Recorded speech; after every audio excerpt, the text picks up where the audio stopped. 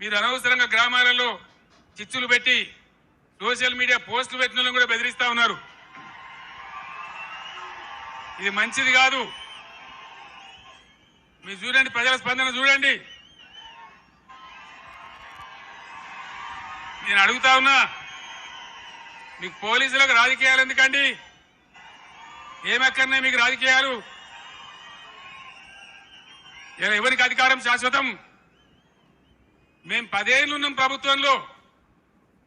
మా మీద కూడా కొన్ని కుక్కలు మొరిగినా కానీ ఏమని పాపాన పడిపోతాడన్నాం కానీ మేము ఈ దౌర్జన్యాలు చేయలే. మేము ఉన్ననాడు కనుక పోలీసులు ఇయ్యాల చేసే దౌర్జన్యాలు పోలీసుతో చేయిస్తే ఈ కాంగ్రెస్ వాడు ఒక్కడు మిగులునా అసలు ఈ రాష్ట్రంలో?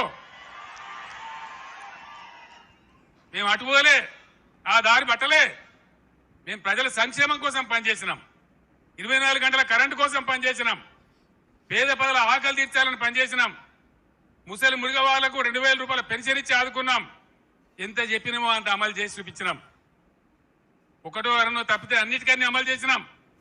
1,70,000 మంది విద్యార్థులకు ఉద్యోగాలు కల్పించినాం. అన్ని కూడా చేసినాం. సరే, జరిగింది ఏదో జరిగింది. భవిష్యత్తులో ఇప్పుడు జరగాల్సింది